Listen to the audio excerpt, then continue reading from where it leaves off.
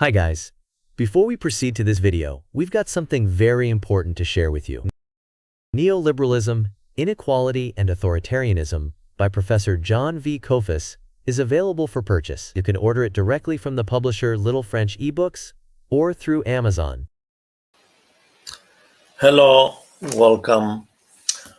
The Generation Z phenomenon of mass youth movements, especially in the South Asia, Indian Ocean area, has been in news headlines in the 2020s, in the first decade of the 2020s, especially from 2022 to the present. In fact, yesterday, an Indian Ocean country, Madagascar, just east of Mozambique, it was the latest of a Generation Z mass youth movement hitting the streets against the neoliberal establishment. It is not unusual at all to see throughout history, from the French Revolution of 1789 to the European revolutions of 1848 to modern socialist revolutions, the Bolshevik Revolution, the Chinese Peasants' Revolution, Mao Zedong and Zhou Enlai's revolution, to the Cuban Revolution. In all of them, young people were involved. It is also true, however, that young people, especially from the lower middle class, according to historical record, especially from the lower middle class, have been involved in right-wing youth movements. This is true historically, and it is true today. So there are these contradictions about youth movements, which can range from revolutionary, progressive, to mainstream, to marginal, far right wing, which of course invariably, in many cases, including today, they make up part of the political mass base, the voting base of usually conservative and right-wing, whether elected officials or authoritarian figures, dictators. Now, the question is, what is the progressive Gen Z, the Generation Z youth movement want, whether it is in South Asia and Indian Ocean area, or whether it is in the United States, as in the case of Zoran Mamdani running for mayor of New York, and he has, of course, mobilized Gen Z, including, although he is a Muslim, by the way, born in Africa of Indian parents, he has inspired at least 1/3 of the Jewish vote. And it is strictly, when you look at the statistics, not strictly, I shouldn't say strictly, it is predominantly, it's largely young Jewish people, Gen Z people, who support a Gen Z candidate. The question is, why is this happening? Gen Z, the Generation Z movement, is a reaction to the neoliberal political economy of the last 50 years, 45, 50 years or so, which neoliberal economy has resulted in two realities that are inescapable for young people. Lack of opportunities for upward social mobility, globally, by the way. Although the mainstream media and the neoliberal apologists argue, well, it's not what you think. It's the fact that the new technology, especially artificial intelligence, is really what is driving the displacement of workers and lack of opportunities for young college graduates entering the workforce, and also what is called precarity in the job market, that is underemployment, that is a global phenomenon according to the International Labor Office linked to the United Nations. So what we have here is a reality of downward social mobility. And this is a common feature, whether in Nepal, in Indonesia, as I discuss in the longer video that I invite all of you to take a look at, the analytical video, or whether it is in the United States, the United Kingdom, and France. By the way, France itself has a mass movement largely driven by Gen Z, a youth movement there, Gen Z people, called Bleu Contre, which in French means let's block everything. And it has been against the neoliberal regime there in France, the government of Emmanuel Macron. So this is a universal phenomenon. It is not just South Asia, but the fact is South Asia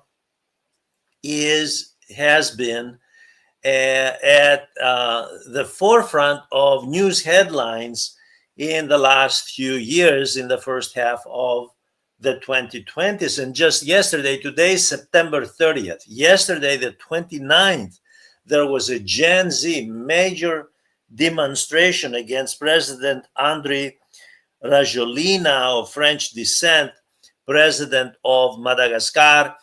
Here is an interesting case. This individual became president at the age of 34, the youngest in the history of Africa, by the way, to become president.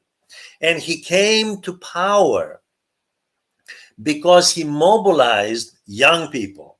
Africa, by the way, is a continent that has a huge percentage of its population under the age of 30. So what you have here is an individual coming to power using the mass vote of young people and the inspiration from young people, presumably, of course, to represent what? Young people's aspirations. What are their aspirations? They're no different than those of old people or middle-aged people. Social justice and peace. Those are the goals. Interestingly enough, this individual, the president of Madagascar, who became the youngest president in the history of Africa. Madagascar, by the way, is east of Mozambique in the Indian Ocean, I already stated.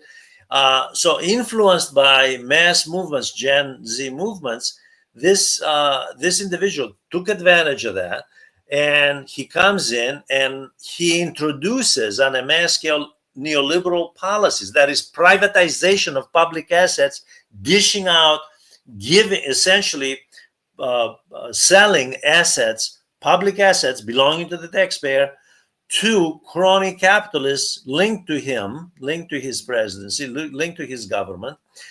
He started, by the way, in 2019, so he's been in office roughly 6 years, and he deregulated the business sector, typical neoliberal policies, lowered their taxes, clobbered the mass consumer on utilities. And one of the issues was the issue of water, of course, in Madagascar. Every country, of course, has the Gen Z protests for social justice. You have different issues. In this case, it was water. In Nepal, for example, it is corruption, as we will see in the longer video. In Indonesia, authoritarianism, trying to bring back the glory of Suharto by the current president, who happens to be the former son-in-law of the former dictator Suharto. So each country has different sets of conditions. In the United States, it's different. Now, the interesting thing, however, I want to mention this and ask you again to look at the longer video, is that The same movement that inspires, the same Gen Z movement, youth movement that inspires young people to aspire to social justice and peace, spending less on military, on defense, and engaging in military adventures, that same movement is not a monopoly of the progressives. The fact is, in the United States, we have a glaring example because it's current, it's right now. It happened in the recent weeks. Yes, Zoran Mamdani, the candidate for mayor in New York City, is running on the progressive side, exciting the Generation Z voters and asking them to support him, and they do, by the way, no matter what the mainstream media backed by billionaires on Wall Street says against him, Generation Z is largely with him. However, here's the contradiction. There is also a recent case, specifically in the United States, of a Gen Z individual who was assassinated. The case is pending in court. They have, obviously, the FBI has caught his assassin, who was assassinated. His name is Charlie Kirk. Charlie Kirk also ran, also part of the Gen Z movement, also used, he didn't run for office, he used the Gen Z movement appeal and mobilized young people and asked Gen Z individuals to ride the wave of the far right wing, which is obviously in office now in the United States, namely the GOP, the Republican Party, a large segment of which is very far right wing, has no relevance to the GOP, to the Republican Party of President Dwight Eisenhower of the 1950s, or even, by the way, in some respects, to Richard Nixon's of the late 60s, early 70s.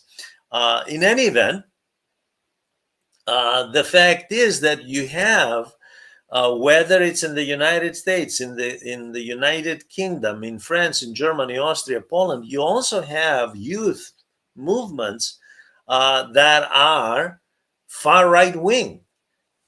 Now, the demographics, when you look at the demographics, whether it is in the Western world or in India, for example, in the Indian subcontinent, that is in South Asia, it's interesting that not all, but a large number of those far right wing tend to come from the middle class or aspiring middle class, a lower middle class, or aspiring people who want to move up to the middle class, and believe that crushing the enemy, going the route of revenge politics, as in the United States, for example, and obviously other countries, under the guise of democracy, and crushing anyone who is opposed to them politically and ideologically, that is the way to establish upward mobility, when in fact all of that is a delusion, by the way, because history has proved it. But even beyond that, the structure of the neoliberal system is such that it's highly hierarchical, and it's rooted in massive capital concentration, which necessarily leaves behind the majority. So it's a no-win situation. So these people are deluding themselves if they think that simply riding the wave of the authoritarian trend, whether in South Asia or in the West, it will somehow uplift them from low living standards and provide a ladder to social mobility for them.